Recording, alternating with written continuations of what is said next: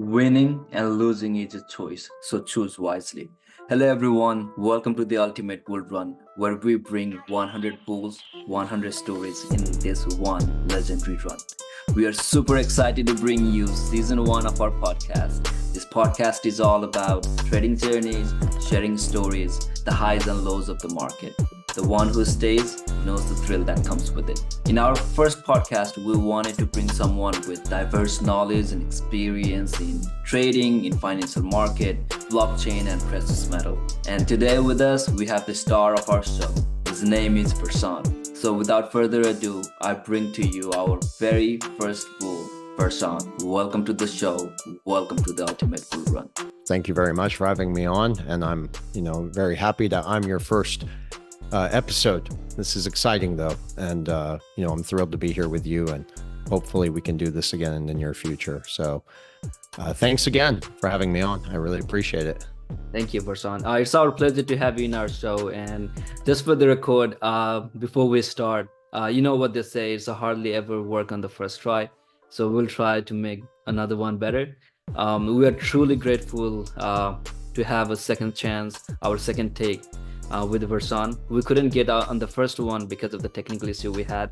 So shout out to Versan for this exciting second opportunity. Yeah, a lots of exciting stuff happening right now in terms of global economy and in terms of crypto space in itself. We're seeing the Bitcoin again surpassing the all-time high, falling back to 63K and then coming back again at 70K. It's going somewhere, right? We will try to cover quite a few topics, but before we dive into it, would you share a little bit about yourself, Versan, to the audience? Sure. My name is Versan Aljarrah. My crypto journey really began in 2018. I made a little bit of money on the first bull run, but I think it was right there and then when I started really diving into this and understanding the magnitude of all the changes that are happening in our financial system. But, that's really when it began for me. I looked at the challenges in the banking system and I said, okay, I really need to understand what's behind this transition. So a little bit about myself and what we do at Black Swan Capitalist. First of all, I love my podcast. It's not just a gig for me to talk to people. And this is me genuinely curious, learning what the hell is really going on in these changes and how, of course, can we profit from the opportunity. And I keep telling people this, in the private sessions, that the opportunity that we see in front of us is a once in a lifetime opportunity. And I keep telling people it's now or never. I understand a lot of people are skeptical about digital assets and crypto in general. We get it. But as an investor in crypto, I think it's important for people to acknowledge it in this fashion. So when you're essentially buying crypto, think about it that you're acquiring a piece of the network, which is known as the protocol. So you're not just a crypto investor in a digital asset that you're going to watch it pump and dump, right? Many cryptos out there are essentially that. We can get into that here in a little bit, but you are a stakeholder in the technology that is building the infrastructure for tomorrow. And it's not just the banking system, it's everything else around it too. So think about it that way. And of course, we'll focus on what technologies are actually solving real world problems. And that's something we can get into in a little bit. But what we also do is simplify financial markets. We try to help people understand it. Crypto, digital assets, market cycles, gold and silver, investing, preservation of wealth. And our goal is simply to empower everyone with the knowledge that's necessary to give them that competitive advantage against everybody else, and just position yourself for the financial success in this wealth transfer, because this is a wealth transfer. It is indeed. Thank you, Versan. So that is very true on what you said. A lot of people don't see, a lot of people just claim that nothing backs the crypto market, the crypto coins, the cryptocurrency on itself. And like you mentioned, it is the network that you're investing in. It is the infrastructure that's the currency is built upon. And that's what really backs the currency's values. And, it's not just about the pump and dump. Yeah. That is true. And to all the audience, if you get till the end of this video, I can guarantee you that your mind gonna be blown away by the information and the perspective that Versan will share with us today. And he's extremely well informed. Not only that, his information is based upon the well research that he has done. And like you said, you learn every day, and that is very powerful. You're never gonna get there, but learning every day and improving on your knowledge and experience is very, very powerful on that. So if you haven't subscribed and followed Versan and the Blackstone Capitalist, I'm gonna put the link in the description below, so please do visit his channel as well. Yeah. So moving on to the next topic, Versan. Crypto market in itself has a lot of volatility involved in it. Lots of people get wrecked in this journey. At the start of the show, as I said, winning and losing is a choice. And if you want to be a champion, then you must choose to win. And winning does not just mean not making mistakes. We are human, we make mistakes, right? But those mistakes are just there to be learned as lessons. So with your years of experience, what are the challenges and mistakes have you made throughout, and what kind of lessons have you learned? Yeah. So I think last time we talked, I mentioned this, but the biggest mistakes we made were in gas fees, understanding how to move crypto assets back and forth. I can understand in the beginning, it's very challenging. Even for us, it was 2018, 2019, just beginning in all of this stuff. So there were even times, I think I mentioned that I lost big amounts of money by moving them to the wrong address. So, costly mistakes. We've made so many costly mistakes, but that is, again, part of the process of learning. You have to make mistakes to learn how to improve on them and whatnot. So, with our course now at this point, we've really mastered the art of just moving money around, understanding everything around it. It's not just, again, digital assets, geopolitical events, economic, and it all ties in together. And when you listen to a lot of the crypto guys out there, they're giving you one side of the story. So lost money on transaction fees, gas fees. There are ways now to circumvent all of that. And, I think that's part of the process of all the changes we see here.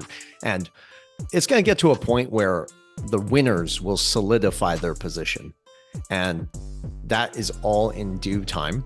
But gas fees, moving digital assets around, you can make mistakes. I get it. And that's what we do here. We simplify all of that. We teach you how to avoid making those mistakes because we've made them for you. So you don't have to worry about those mistakes. But it's like learning a new language, very briefly. But once you get the hang of it, this becomes secondhand knowledge, and it becomes very easy to understand and how to move money around and whatnot. So those were really some of the mistakes we made. But besides that, I can't really complain. We're pretty quick learners. We're not really, we're not stupid. We can figure out things pretty easily. So that was really the challenge, though. Besides that, everything else was easy to understand and just comprehend and get around, I guess. Leave it at that. That is true, and that is really inspiring in a way that it's I'm gonna take back to 2000, 2002 when people were used to using cash a lot, and then they transitioned into ATM card, and all your money, all your bank account is just in a small card. And it was kind of it's a new mindset that you have to get into. And especially with crypto, there is no name per se that you're going to use to send the money in, to receive the money. You have address, and you have to get into that kind of a mindset of wallet, and then address, and then how you're gonna send through it, and then be little thoughtful about the gas fees, like you said, and not make a small transactions, multiple small transactions, but gather together and then make one big transactions if you can. Yeah, that is very inspiring. I hope audience gonna learn that and try to incorporate that in their daily activity, though, if they are using crypto. So let's zoom out and talk about what's happening around the world in terms of economy. We are seeing economic meltdown in many countries, especially the third world countries. Their currencies are devaluing a lot. Even up until today, the world leading currency US dollar is devaluing at alarming rate, right? And we are witnessing changing world order, per se, the rise and fall of the nations. And we are also seeing a backup plan, which you know a lot about in the precious metal like gold and silvers, right? What are your thoughts on bricks? And then, like we talked about last time, the history, when we talk about the rise and fall of the nations itself. Yeah, the history lesson. Well, we can talk about that very briefly. It's a lot of information, it really is. But let's ask the fundamental question about what the hell is going on in the banking system, right? Why are all these changes happening? And I believe if you ask the right questions, you'll get the right answers. And too many people, they're not asking the right questions. Again, they're only giving one side of this, and it's a lot backed up by hopium and fear of missing out and fear of uncertainty and doubt, all that crap, right? But the problem is that global markets, credit markets, they're drying up. And that is because of the lack of liquidity. And that's why you see a lot of banks failing and in a consolidation of the banking system as well. Because what really holds the economy together is debt. The whole system is debt-based, whether you're in another country or here, it doesn't matter, because the dollar is still the reserve currency, which is, again, sustained by debt. So again, with credit markets drying up and the lack of liquidity, which translates to insolvencies, what is the question here? It means borrowing and lending is becoming more difficult. And that's really what holds the economy. So there's a lot of systemic risk in the banking system, and that could eventually lead to a lockup of the financial system globally. And the fact that the dollar is the reserve currency, it means that systemic risk will spread out internationally. And that would explain why a lot of the banking, the central banks, the financial institutions are adopting some of the technologies out there. And we can talk about some of those, but we're getting to a point where the debt is unsustainable. And we look at which protocols are being put into place. And there's one called Ripple.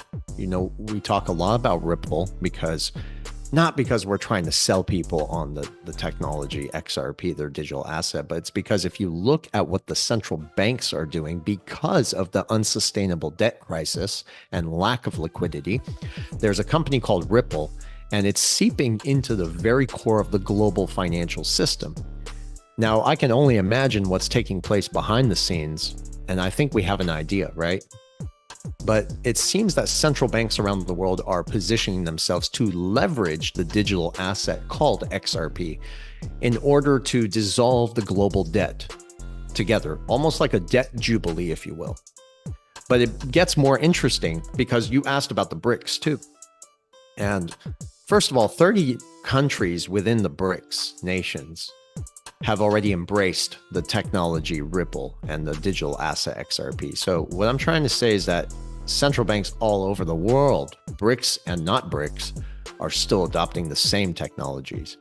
The BRICS ideology is essentially, it's not really a currency, BRICS currency. What are they doing? The alignment of thinking is, if we're going to have peace and sustainability and a level playing field amongst international institutions and countries worldwide and governments, then we need to have a gold-backed system. And that's really what it comes down to. And again, if you follow the central banks, they're buying up all the gold. They're putting on the mainstream news Bitcoin and Ethereum, but quietly they're buying up all the gold. And see, when central banks buy something in significant amounts, that in finance translates to reserve assets. So central banks, typically their reserve asset is bonds, but no one wants the bonds, and they're opting to buy gold.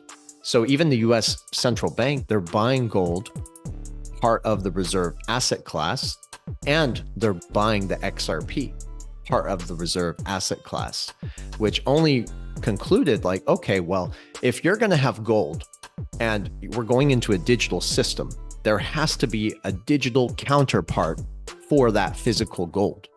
And that's, again, your Basel III regulations by the Bank of International Settlements, which is the central bank for central banks. And in their regulations, the Basel III, it says this. It says that central banks must have an adequate amount of gold reserves in their portfolio by 2025. They have to also have CBDC interoperability by 2025. And then they're buying up, again, the gold and the XRP. So when you read the Basel III regulations talking about the gold, and then you look at the IMF, the International Monetary Fund, they talk about having a digital counterpart. Well, who works very closely with the IMF? Ripple. And this is all public information, you know? So while I think the whole world is distracted with Bitcoin and Ethereum, this is really what's going on behind the scenes. They're adopting the technology very quietly while misdirecting the rest of the public. So, you know, again, asking the right questions, looking into the details, and actually doing the research, it reveals a very different story from what the rest of the world is being told, from what the rest of the world is doing actively, investors. And I think many experts, in my opinion, you can see this on my channel. We've had Robert Kiyosaki on. We know him. We know Andy Schectman. We've invited so many experts to come on, and they barely have an idea about it, or they have non-disclosure agreements. So this is my point. Economists, top financial economists, are unaware of a lot of the changes that we're talking about. Andy Schectman is now starting to explain this and teach it. He's going to be attending the XRP Las Vegas event. I'm not even going, but he is, because he understands the seriousness of everything that we're talking about here. I mean, this goes in so much detail, man. It's crazy. And I don't know how many times I feel like a broken record sometimes. I keep repeating myself, but I promise you there's going to be that intersection between the central banks buying up the gold and the blockchain technology, which is the XRP ledger. And that's why we always talk about XRP. It's not, again, because we're trying to fixate on XRP. It's because that's what they're doing. And they're telling people a whole different story. So when people say there's no evidence for this, that's bullshit. There's too much evidence and it's in plain sight. It's just, again, people are not doing the research, the honest research, you know? They don't want to read. They just want to read headlines. And that's not news, and that's not journalism. So that is very true. That is very true. And internet is full of that. The bullshit, not the true story, what's going behind the scene. And it does take a lot of patience and a lot of digging into it. That is very insightful. Let's move on to the cryptocurrency in general. Where do you see, I'm going to come back to the Ripple in a moment, because it's a very important topic, and as you are the firm believer of the technology itself. But let's try to see the general cryptocurrency market in itself as a whole. I want to separate those two things when we talk about crypto. One is just some experimental coin or currency like Bitcoin and Ethereum. Yes, it was the start of it, and then, you know, people are going into it. There are ETF now, and it is just experiment at this moment. We don't know if it's gonna be around for 50 years or 100 years. We don't know, right? But there is another aspect of the cryptocurrency, which is the technology, like you said, the blockchain, and then a concept of a global currency that's going to be used around the world to transact. And how do you see cryptocurrency in itself playing an important role in the US economy, not only US economy, but in the global economy, given that US do not want to have any competition to stay at the top level? Either they're going to destroy it or they're going to use it, right? Because we cannot deny the fact that no matter how good of a technology there is, whoever is at the top position, they don't want to keep that top position, right? Yep. So where do you see the like you said earlier, the nice intersection between those two, economy and the cryptocurrency itself? Okay, so first of all, we have to understand, is the crypto market a big bubble? Again, asking the right questions. Yes, it is. This is very similar to the dot-com bubble. Dot-com bubble, you had a lot of competition. And what happened eventually? The whole thing blew up, and only two survived? Maybe three. So we're in a very similar situation. This crypto market is new. again, asking the right questions is like, why the hell are there 22,000 cryptocurrencies?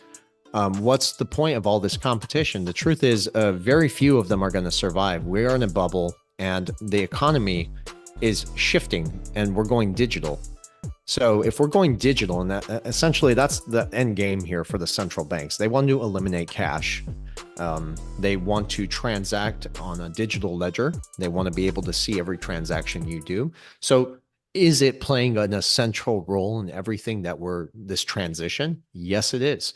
The question is also which ones. Well, there's 22,000 cryptocurrencies because we have two cryptocurrencies or blockchains that are essentially the foundation of all what we're talking about here. And that's really the Bitcoin and Ethereum, right? But there's a very deep relationship that's intertwined with Bitcoin and Ethereum. So stable coins is something I continue to emphasize. And what is a stable coin? Essentially, a stable coin is a digital asset that is a representation of a dollar, for instance, right?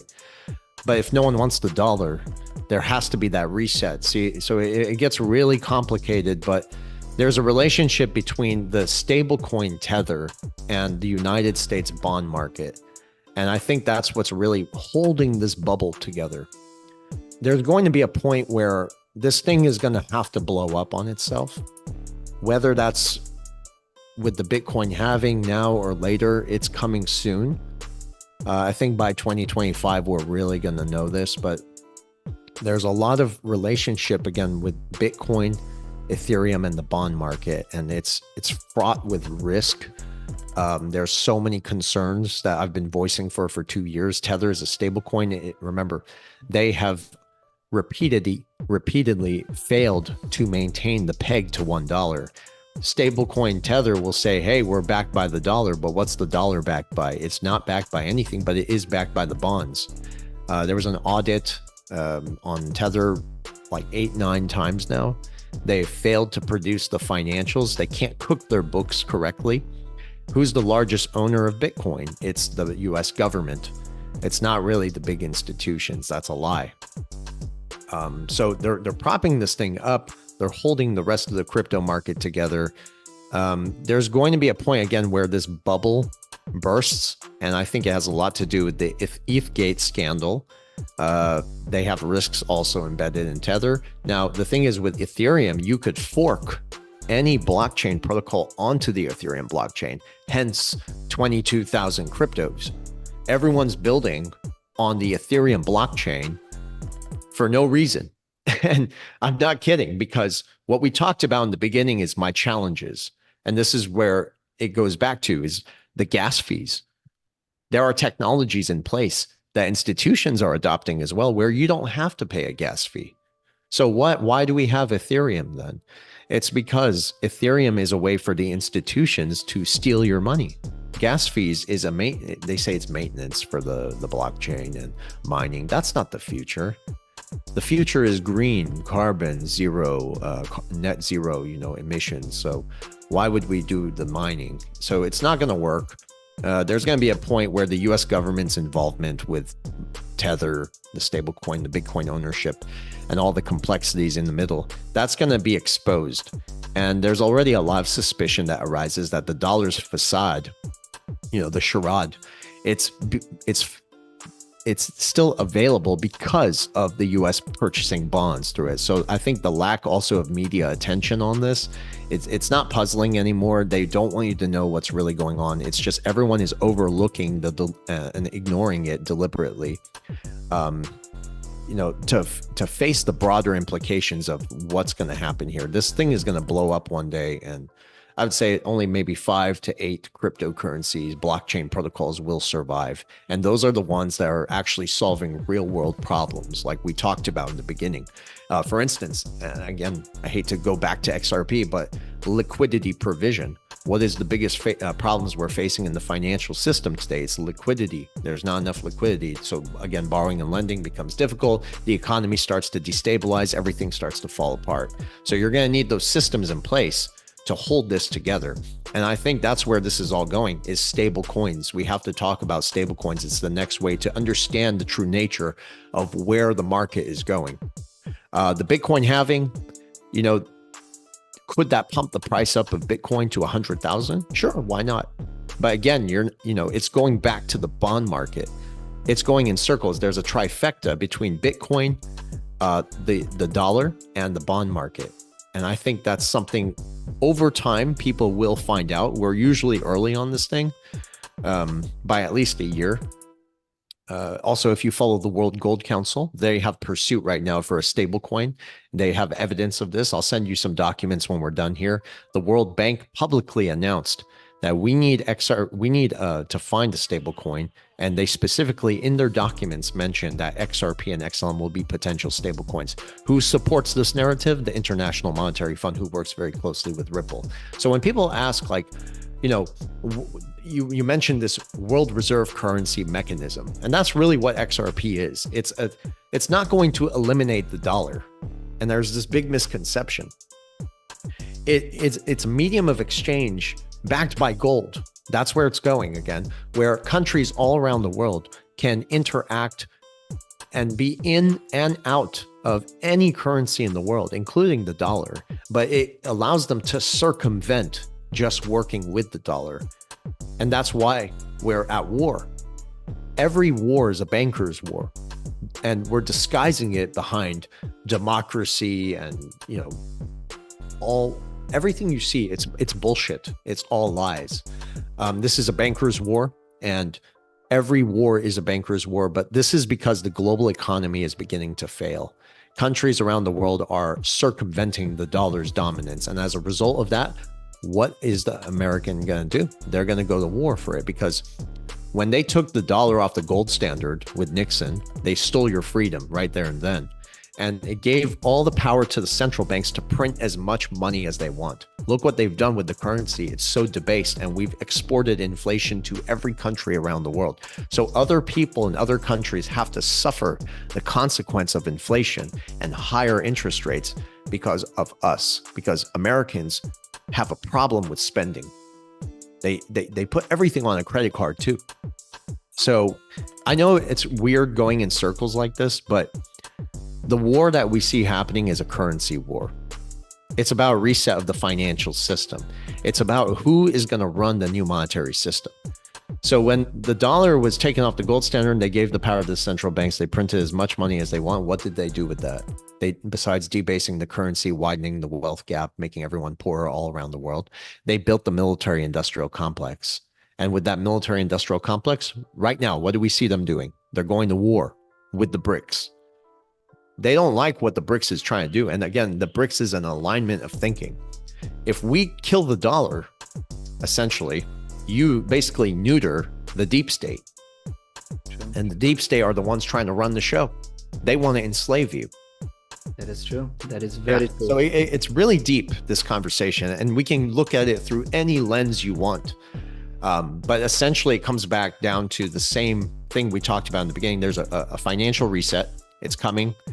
For a lot of people, there's opportunity. And I think that's something your listeners would like to hear about, is opportunity. How can we profit from this? And you have a once in a lifetime opportunity to profit from this, because once this goes digital, this reset, financial reset occurs, that's it. You can end up on the wrong side of this, because the goal, again, is to, I hate to say it like this, but their goal is to impoverish and enslave people. True. And that's what the CBDC is all about. They call it a central bank digital currency. It's actually sanitized when they say a CBDC. It's a citizen behavioral disciplinary currency. All we talk about is the truth, something that you won't hear and see it in the regular news. That is very true, Versan. Yeah, and I hate to cut you off again, but it's like so many people on Twitter and YouTube, they don't talk about anything. See, we try to bring it all together, simplify it. Now, I might have not simplified it on this call, but I can. It is a very complex topic to discuss as well. It's like you cannot, there is so much component, like you said, and things are going in a circle, and you have to really understand the components of how things are connected with each other. And it's not like, I see Maximist in a Bitcoin and crypto space, and they just talk about the decentralization and then all this big topic, and there are some powerful countries, China per se, America, excuse me, America, India, Russia, right? And they're all fighting to get into the power. And like you said, they're trying to control the next big thing, Yeah. and either get involved with it, or try to be the first commerce on it. And talking about the stable coins, on top of what you said, we did see a depict value when Silicon Valley Bank was bankrupt, right? We saw USDT came down to 0.92 cents or 0.87 at the lowest. You caught that. I'm very glad you caught that. Yes. And that is the sign. I mean, it's not going to happen over time, so forget about like, the things are not moving as it is as alarming as it should be. But it's going to take some time, and people are going to reevaluate all the things. And it is very important to be informed. And again, it is the once in a lifetime opportunity. So getting the lessons and learning before you get to make a decision is very important. Yeah, that's why they're buying the gold too. They're buying gold because, see, when the system resets, those who have the most gold holdings are going to have the say at the table. See, before it wasn't like that. That's what Bretton Woods was all about. Bretton Woods was essentially a group of evil people who got together. And I'm not sanitizing this for your listeners. It was a group of evil people who found a way to weaponize the dollar against the whole world and put us a foot on the rest of the world, a boot. And that's changing for the first time in 100 years. But like all empires, they do fail eventually. And look what America has done. If we don't like something, we'll bomb the shit out of you. It's so sad. And for people in our space, and I'm ashamed to say this, but even in the XRP community, most of the people who are putting information out there, they're selling you one side of the story without including everything else, which is so important. And it's not just the fact that there's going to be good times ahead. There are going to be bad times before it gets better. Many people are not aware that the banking system is literally on the brink of collapse globally. And it's systemic because we give bad loans to other banks. Other countries give bad loans to us. And we've infiltrated and rigged the laws of international finance to a point where banks have to fail. You see, the design that they have to fail was, when I say design, it was designed this way. It was designed for them to fail so the IMF can step in. The IMF is like the mafia. They infiltrate your government. They destroy your banking system from within very slowly. You don't see it. It doesn't happen overnight. It happens over 20, 30 years. And it's already happened. That's why people are poor all around the world. It's so sad, man. And for them to just not look at that and give you the facts, I don't think it's the right way to explain things to people. Give them the facts, give them the hard truth, so that way they understand. Because many people will say, well, oh, I know that. And we talked about this last time, is knowledge is power. But if you can execute on that knowledge, take action, that's real power. Learning from the problems and making it better for yourself and your family and your loved ones. So take action. That is true. That is true. You heard it, guys. That is very true. And I did watch one video on the housing crisis in 2008. And if you watch it, and it's on YouTube, and if you watch that thing, the Fed was completely aware of what's going on 3 years before it happened. And they tried to print more money to kind of delay the process. It would happen sooner or later, but they try to delay it. And that's where I think, not gonna try to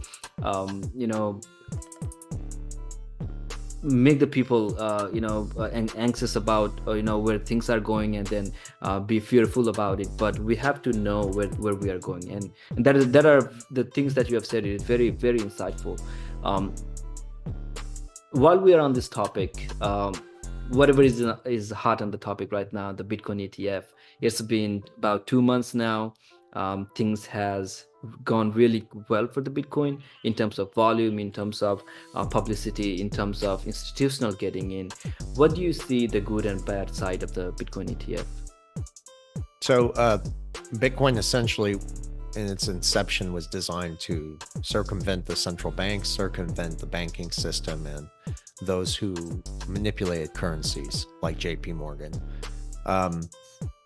So when Bitcoin came out, and I find it very odd that it came out shortly after the financial crisis. I don't think that was an accident. We've spoken to many experts who've given us different kind of insight on that. The original Bitcoin white paper, or how to mint a digital currency, came out in 1996 from the National Security Agency. And the National Security Agency, they surveil everything. So the fact that they came out with the white paper, and then after the banking crisis, which they knew about, collapsed, and they impoverished many people and took more control. Remember, when there is a collapse, there's a consolidation. They're trying to buy up everything for pennies on the dollar. That's why it's by design. They want to own it all. And then all of a sudden, Bitcoin comes out to save the day, the Trojan horse. And that is very suspicious. Then you have that white paper.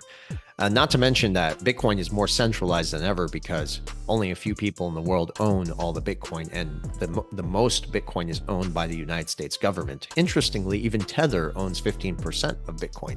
So if Tether collapses and the bonds fail, and then the dollar takes a massive hit, Bitcoin would drop significantly. And the fact that we don't even know who Satoshi Nakamoto is, one day he could show up and just drop another 20 million Bitcoin too.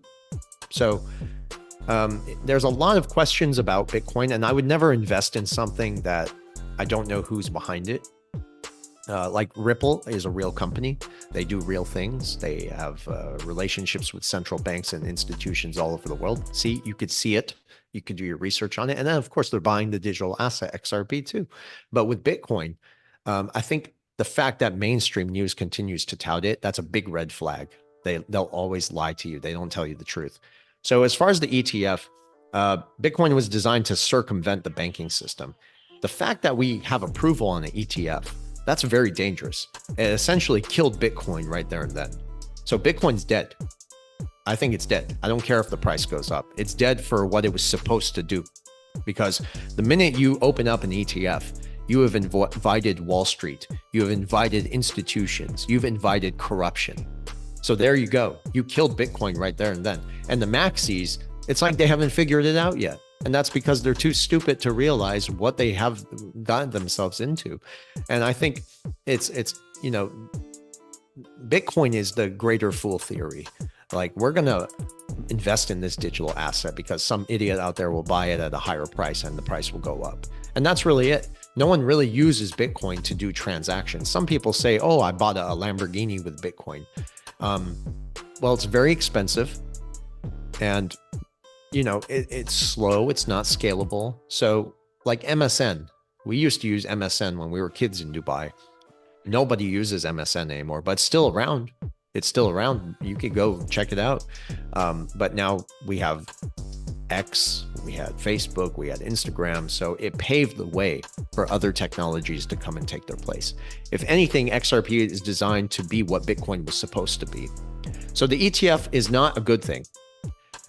And also, it raises even more red flags. ETFs were designed initially back in the days with the SEC and whatnot, and Wall Street came up with the ETF thing. So the ETFs, the 401ks, the IRAs, that all came from Wall Street. And they were designed to steal money from you. They weren't designed to enrich you. It was designed for you to give trust to some people or some banks or institutions that will lend your money out to somebody who can't afford to pay their debt. So they just use your money to front it out to somebody else. So ETFs, IRAs, 401ks have never been in the favor of enriching people and saving your ass, essentially. So again, the ETF is not a good thing, in my opinion. I think it killed Bitcoin. Is the price gonna go higher? And they can lie to you and say, yeah, because institutions can get in now. Well, here we go again. the revolving door. Well, let's answer the questions about Tether. Let's answer the questions about the US government 1996 white paper on Bitcoin. Let's answer the questions that we don't have answers to. Until then, I don't trust it. It could be a rug pull for all we know. Let's get your grandmother in the ETF. Let's get everybody in the ETF. And then we could have a cyber attack.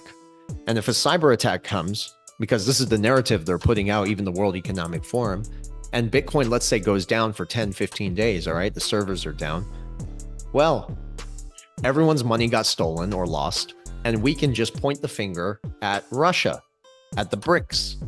We can point the finger at China and go to war with them, like we always do. So it could also be a way to bury the crimes that they were involved in. A cyber attack, engineered. Why would the World Economic Forum say something like that? You got to ask the questions. Is there a deep state that is here to take all our freedom and put in a new system? I think that's the case. I really think so, because the evidence is compelling. It's crazy. And these are rabbit hole topics we don't have to get into. We can do that another time. But if you do the research, you will see the truth. So invest in the best performing digital asset. Look at what the central planners are doing, and the 1%, the smartest money in the world. Look at what they're doing, not what they're saying, because they're saying Bitcoin, but they're buying XRP. It's really weird. Yeah, but it's the truth. Yeah, don't listen to what they say, was what they do. That is true. Yeah, and then act on it. Yeah, right. Yeah, that's and talking about the Bitcoin ETF itself, it does have a security vulnerability on its own. It's like if each of the ETF that gets issued is backed with the real Bitcoin in terms of its spot ETF, and then if that wallet gets hacked, or if that gets compromised, then what happens to the ETF? I'll tell you a secret real quick. Many people don't know this. If you go onto Coinbase right now or CoinMarketCap and look up Bitcoin, you'll see right underneath it, Bitcoin Cash. There's another one. There's Bitcoin, then there's Bitcoin Cash, there's Bitcoin Wrapped, right? The truth is, the real Bitcoin was Bitcoin Cash, not Bitcoin. That's the real Bitcoin. So what is Bitcoin? If it's not Bitcoin Cash, it's something else. And people don't know that. Yeah, that is true. Bitcoin Cash was the real Bitcoin. Yep. And there's a lot of people who really vouch for that as well. But it's tough to see. I mean, we did see a lot of support of Bitcoin Cash as being a real Bitcoin in 2017 narrative. But now it's like people completely ignored the Bitcoin Cash, and then they're just jumping. Yeah, because of numbers. See, people fool themselves because they see a high number. This is the fear of missing out. When they see big numbers, they don't understand the mechanism behind those numbers, because anyone can put numbers on a screen. If you look at the price of XRP, people don't want to buy XRP because the price.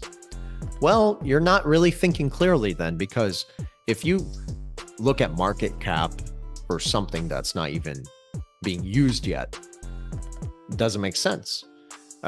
You want to look at the use case, the utility, the technology. Many people are not in for the technology. They just want the gains. So that's why they're investing in Bitcoin, because the price is so high. But it's high because it's artificially inflated. That is true. And that's what I wanted to bring, that people you have a different reason to get into the crypto itself. Many of them get in to make money. They do make money, all the best for them, but most of them get wrecked throughout this journey. Some of them get in for the technology, and they have to understand what's gonna work now. The way Ethereum is scaling, the way how much you have to pay gas for to execute a transaction on Ethereum is not okay if we want to scale. When we talk about Solana itself, it's not always on, right? It goes up and down, like is on and off throughout its own history, and like it's been around for more than 5 years, I believe, and they haven't fixed that yet. And what next? If you are in for the technology, you have to do that kind of research. And if you are really fed up with central government printing money, then there we go. We have Versan. He's gonna teach you a lot of stuff. Um, Yeah. and the debt is rising itself, and you should be concerned. Sooner or later, you have to make a choice and you have to make a decision. Yeah. If I may make a statement, like many people are like, okay, well, maybe I don't know this guy Versan. I don't trust him. Well, I have a solution for you too. If you don't have time to do all the research and like really get into the space and understand the true mechanism behind what these changes are all about, you have to, here's another way to think about it, okay, without even listening to me. Okay, everything is evolving so rapidly. Yes or no? Yes. Okay. The shift towards a digital tokenized economy powered by blockchain, that's undeniable too. It's happening faster, it's accelerating. So this entire transition, whether you want to talk about XRP or something else, okay, this is for your listeners. It brings forth a lot of benefits, I understand, and opportunities, right? But going digital also has its own risks, set of challenges and risks, right? So how do you safeguard yourself and protect yourself from such a control mechanism of inherent digitalization, okay? That's when we talk about holding tangible assets. You need to be diversified. If you want to have a real shield in this space and protect yourself, be diversified. So own some Bitcoin if you want. That's up to you, okay? But also own some XRP, because when the use case is there, which it's not there yet, and that's because the central banks can keep printing money. When they're not able to print money, 100 billion XRP is not enough to service the global economy. And if we're just talking about cross-border payments, that's trillions and trillions and trillions of dollars. Just one thing fixing. What about liquidity provision? That's trillions and trillions and trillions upon trillions. So we're talking about $4 to $5 quadrillion in value eventually. But the key of what I'm saying here is be diversified. So me personally, because we're going digital, that scares me. And for those who actually listen to my content, I have 70% of my wealth in physical gold. So I carry more gold than I carry XRP. And that's because it's digital, you know, still have a good substantial amount of XRP and other assets too. At the moment, I do not hold any Bitcoin. I have in the past. But you have to be diversified. Be positioned in the system and be positioned outside the system. Food, water, energy, gold, silver. In America, you can own weapons too. And, you know, because things could get very ugly if this banking system goes upside down. But in the crypto space, there's so much opportunity. I'd be happy to give you a few coins for some people to look at real use case. And there's XRP, XLM, XDC, IOTA, IOTA, Algorand for smart contracts, Quant, QNT. So there's a lot of opportunity out there. There's Kaspa, KAS. They're doing some very interesting things. So if they're going to prop up Bitcoin for a little bit longer, Kaspa can make it more of a scalable transaction system. See? So that would be forked onto the Bitcoin blockchain. So Kaspa still has the opportunity if they're going to prop up Bitcoin, which I think they are. You have a Bitcoin halving coming, you got presidential cycle, you got debt restructuring. And if they're going to continue to play this game until the banking system really collapses, then yes, you could make some money in Bitcoin. You can make money in Ethereum. But me personally, I look at the real best performing assets. I look at what the big 1% are doing, and I position accordingly. That's it. So I'm not really trying to sell XRP to the world. I talk a lot about XRP and Ripple because when you get to the bottom of the changes, that's what you keep seeing. You keep seeing Ripple come up, the digital asset XRP come up, but nobody wants to talk about it. So I find that very interesting. But be diversified. Have exposure to Bitcoin if you want, but also have some exposure to XRP. That is true, and it's about thinking the long term as well as the short term. Yes, you can make money short term on Bitcoin, but just think about in general what's gonna happen if the US dollar collapse, and it's gonna happen sooner or later. It's gonna happen. So what's your backup plan? It is very important to position yourself on, again, at the long term as well as the short term. aspect of it. Moving on to the next step, I wanted to talk about the regulation itself, because on each of the bull run of the crypto market, we see some bad actor. In 2017, it was BitConnect.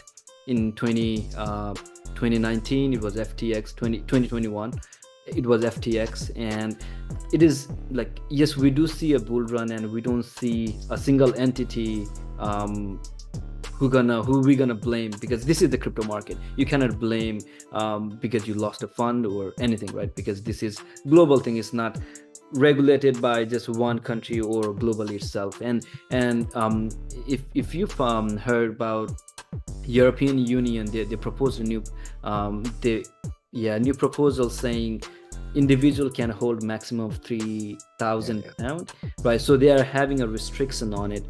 3,000 euros, I believe. What do you say about the regulation playing into the crypto market? Well, it's very challenging to understand the true nature of that, because obviously the SEC has no place to regulate these assets. This asset class is something entirely new. Some people want to label them as commodities. Some want to label them as securities. I think the SEC has no place again. Maybe the CFTC. But, you know, again, we have to ask ourselves, like, what was blockchain really designed for? It was designed to free us from them. We can transact without them. That's initially what the design was. So we should not have any regulation, in my professional opinion, but we have bad actors. And, you know, talking about FTX, Celsius, Gemini, those all collapsed. And many people don't really understand why they collapsed. It's because the banking institutions, and I'm talking about your JP Morgans, your Goldman Sachs, BlackRock, they were using FTX, Celsius, Gemini to funnel stolen investor funds from investors to support the Ukraine war, because they could not get congressional approval to get the money.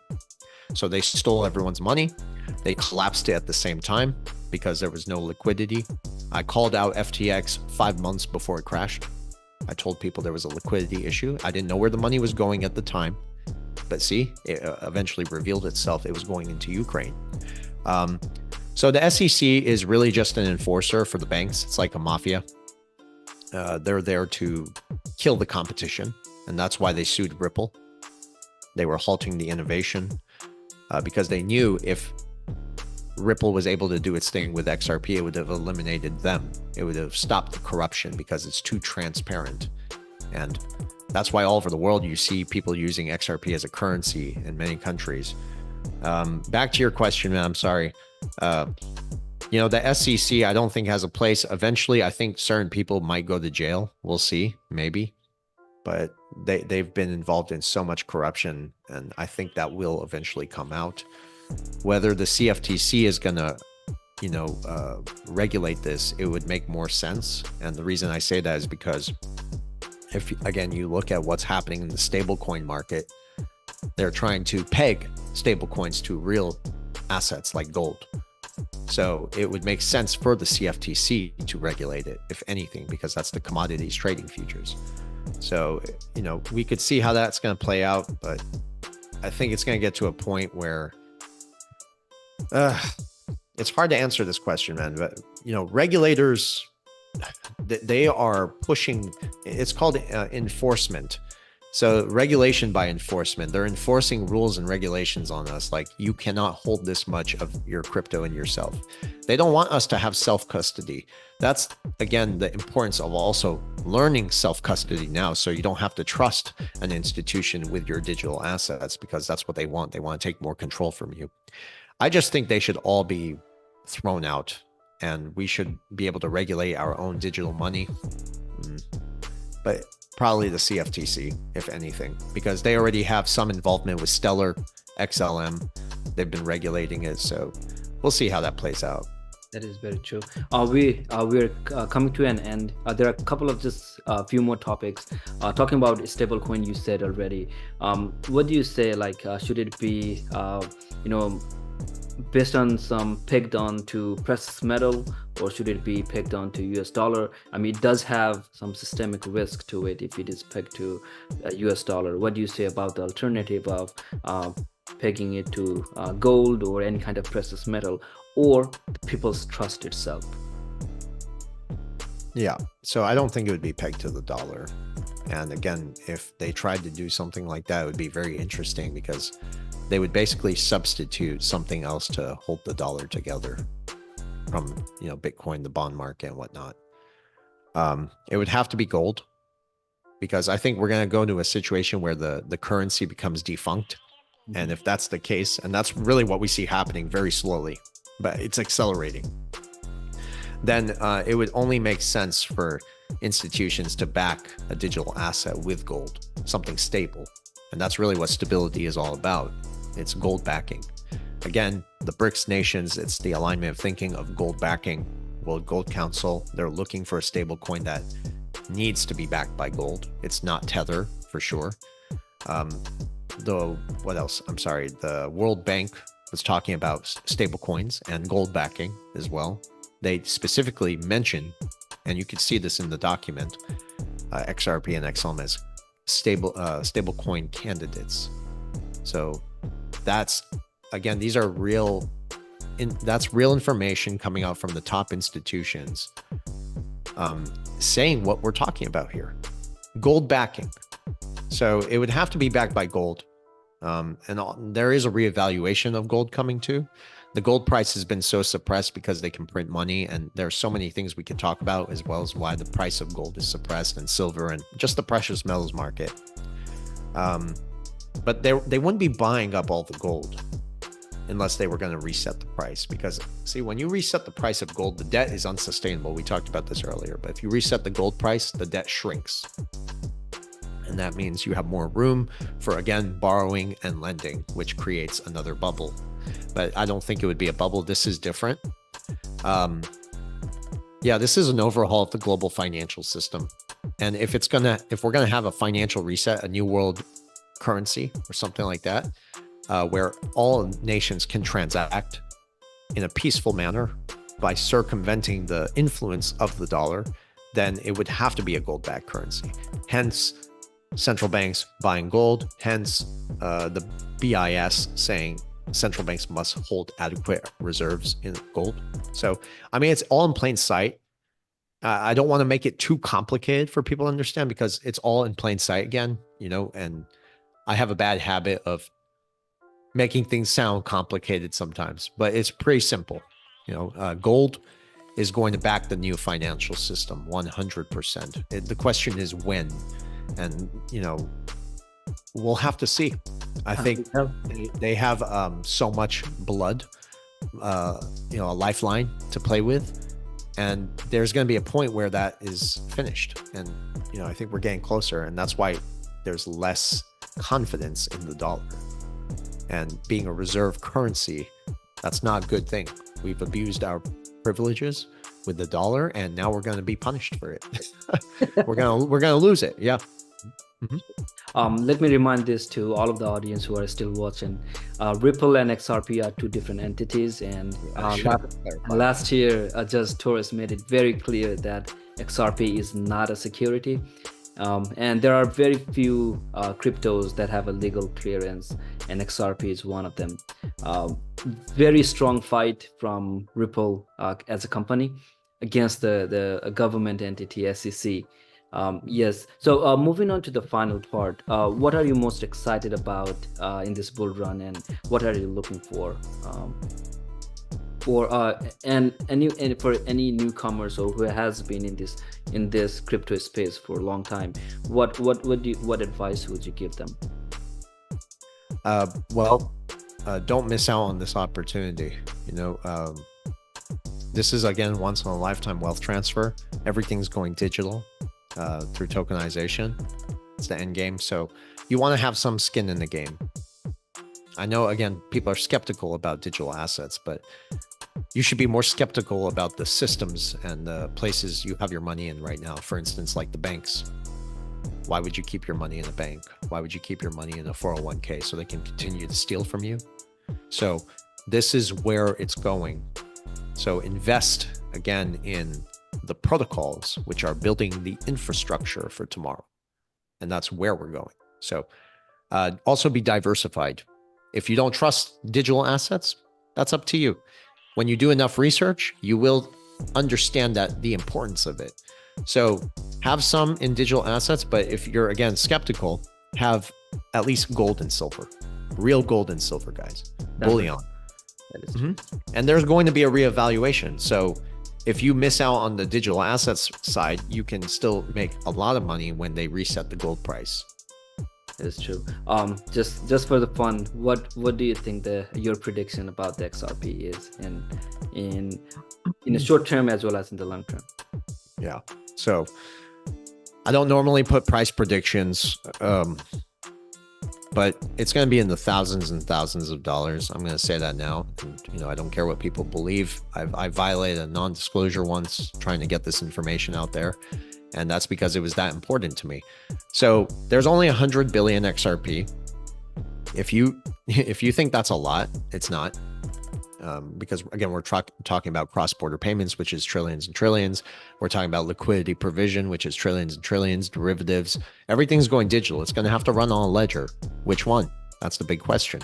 It's going to be the XRP ledger. So the thing is, with 100 billion XRP, that's not enough to service the global demand, which again has not been recognized yet. That's why the price is not high. But when it gets there, they're going to have to, for XRP to do its job, to do what it was designed to do, the price is going to have to be very, very high for it to function the way it needs to. And not to mention that every time you do a transaction in XRP, whether it's billions and billions or even a few cents, it burns permanently.